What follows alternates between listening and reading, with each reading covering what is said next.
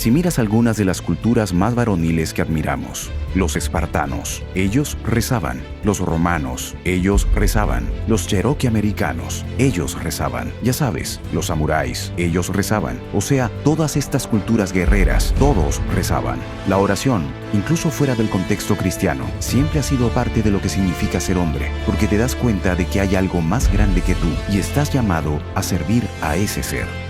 Muchos hombres se desaniman a orar. Piensan que la oración es para los débiles. Y después de todo, tienen ciudades que construir y compañías que formar y todo tipo de cosas por hacer, ¿verdad? El único lugar en el universo donde puedes tener un encuentro personal con Dios vivo es en el corazón humano.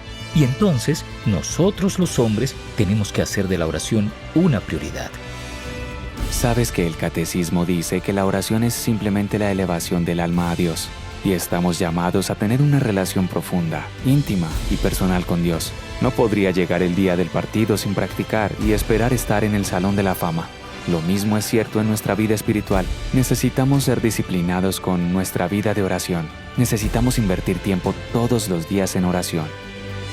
Últimamente, la oración es: tú eres Dios y yo no, y te necesito. Soy un pecador, necesito un Salvador. Soy débil, no sé qué hacer. Me desanimo. Señor, necesito lo que estás tan dispuesto a derramar en mí.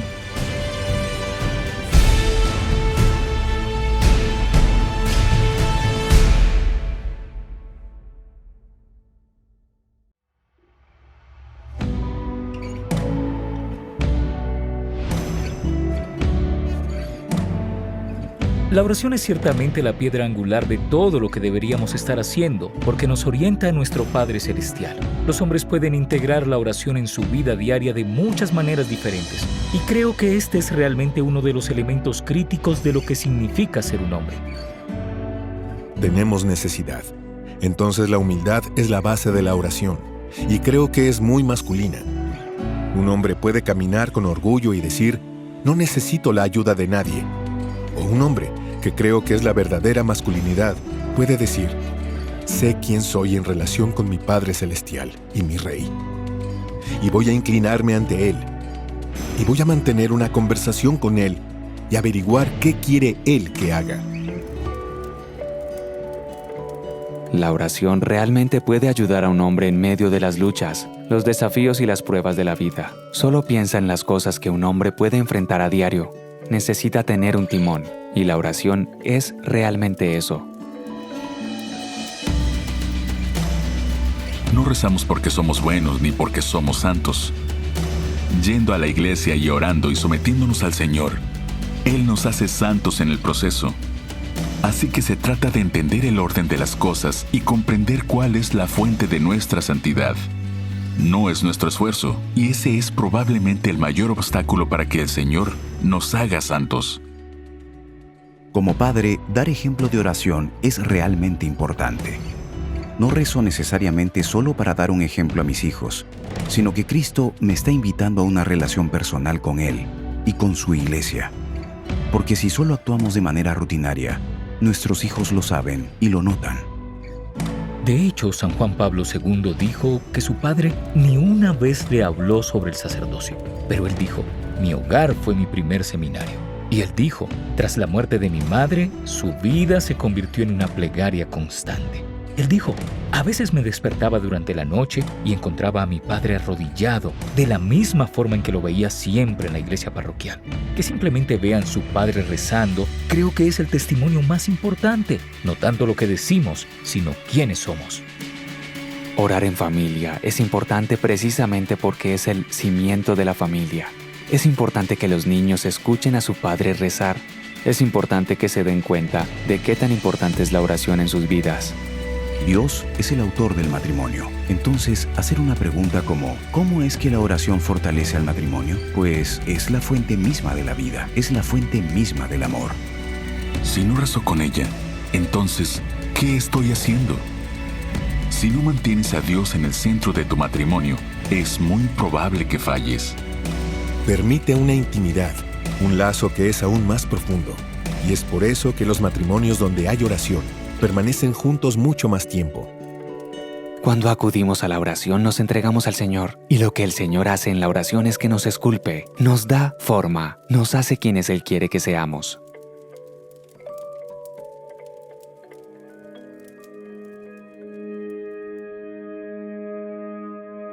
En la escuela primaria católica de Santa Rita, en Alexandría, no puedo decir que realmente tenía una vida de oración.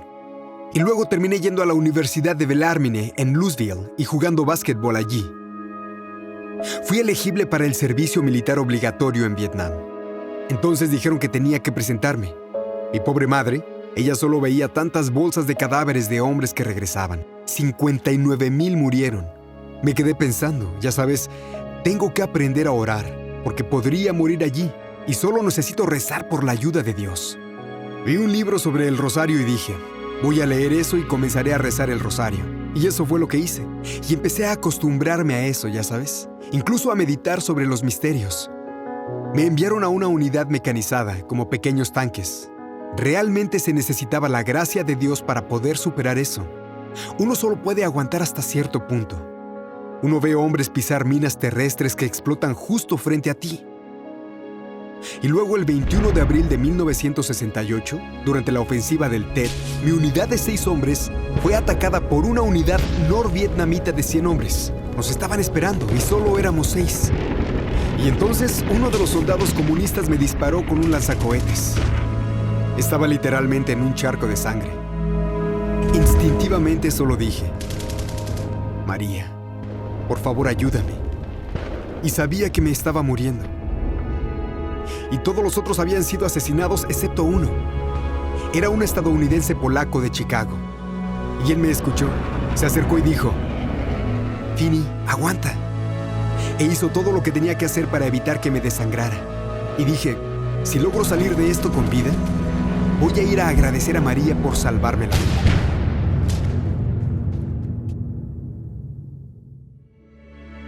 Y así, cuando salí del ejército, sabía que Dios quería que yo fuera el apóstol de su madre. Y luego comencé a ser entrenador y luego maestro durante muchos años para enseñar a los jóvenes el valor de la oración. Tengo 6 libros impresos en este momento. Y eso es lo que me llevó a tener un encuentro con Juan Pablo. Juan Pablo II y yo teníamos un vínculo fuerte. Hubo un atentado contra él y perdió mucha sangre. Y en mi historia, ¿sabes? Perdí mucha sangre e invoqué a María de la misma forma que él lo hizo. Él fue la persona más devota que he visto en mi vida. Literalmente rezaba por horas todos los días. Pero él siempre decía, mi oración favorita es el rosario.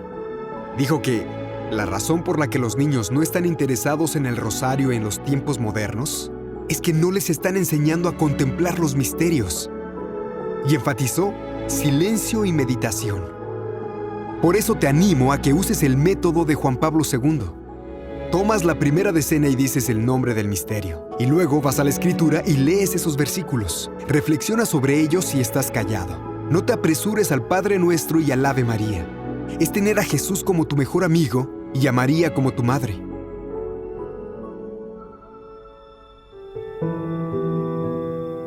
Estaba enseñando en la escuela secundaria católica en Arlington y me hallaba incapaz de terminar los 40 minutos por completo. Mi voz simplemente se apagaba, así que fui a un reumatólogo y me dijo, «Tienes el síndrome de Sjögren». Dije, «Nunca he oído hablar de eso». Él dijo, «Casi nadie ha oído hablar de eso». Dijo, «Es una enfermedad incurable. Es cuando los glóbulos blancos atacan los órganos de tu cuerpo y no hay nadie que pueda ayudarte». La sonrisa de María se dirige especialmente a las personas que sufren. Con su sonrisa, ella te ayuda a combatir tu enfermedad y a continuar. Juan Pablo siempre decía, pon todo en las manos de María y luego deja que ella se lo dé a Dios. Y así lo he hecho. Realmente no sé cuánto tiempo más tengo para vivir. Le he dado todo mi sufrimiento a ella. Dije, mamá, este es un regalo para ti. Por favor, dáselo a Dios. Entonces eso es lo que estoy haciendo.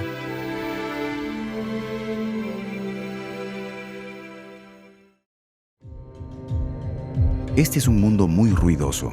Dios nos habla en la soledad. ¿Ves esto en Cristo? las muchas veces que se iba al desierto o subía a las montañas. El mejor crecimiento en la vida espiritual generalmente proviene de personas que buscan ese silencio y esa soledad. El Salmo 46 creo que es: Estad quietos y sabed que yo soy Dios. Solo tenemos que estar quietos, y eso puede significar estar sentados ante un tabernáculo, sentados ante una custodia y no pensar en nada. Solo ponte en la presencia de Dios. Animo firmemente a los hombres a ir a la adoración eucarística. Todo lo que tienes que hacer es ir allí y estar ante Dios. Siempre salgo con una sensación de consolación. Siempre salgo con una sensación de paz. Cuando estás discerniendo algo en tu vida como hombre, no hay mejor lugar a donde ir que al silencio de la adoración eucarística. No para descubrir lo que quieres, sino cuál es la voluntad de Dios para ti. Parte de eso también es leer las Escrituras, leer sobre la vida de las personas que te han precedido, como los santos, cosas así. San Jerónimo dice: la ignorancia de las Escrituras es la ignorancia de Cristo. Entonces deberíamos leer los Evangelios y el libro de los Hechos, pero todas las Escrituras con regularidad. Benedicto XVI dijo que la nueva primavera de la Iglesia se producirá a través de la lectura de las Escrituras, y cuando las leemos, no se trata solo de aprender acerca de Jesús, se trata de conocerlo desde nuestros corazones. ¿Quién es Él realmente? Conocerlo como hombre. Intenta llegar a misa regularmente, tanto como sea posible. Hay algo realmente profundo y poderoso en poder encontrar a nuestro Señor a través del santísimo sacrificio de la misa. Más que mi tarjeta Visa o American Express, mis cuentas de rosario a mi izquierda, o sea, en mi bolsillo, es la clave, y veo la vida como una guerra espiritual. Son cuentas para la batalla, son como balas espirituales, y aún, si solo puedo terminar 2 o 3 Aves Marías, siento que, ¿sabes?, el diablo se agachará, si no es que huirá. ¿Sabes? Muchos santos han llamado al rosario un arma, pero es un arma contra el pecado, la muerte y el diablo. Ahora, no es como si pudieran sentarse allí y simplemente pasar por las cuentas y aburrirse. Es como David y Goliat. ¿Cuál es el Goliat que nos tiene tan asustado que tememos vivir nuestras vidas como hombres? ¿Son drogas? ¿Es alcohol? ¿Es pornografía?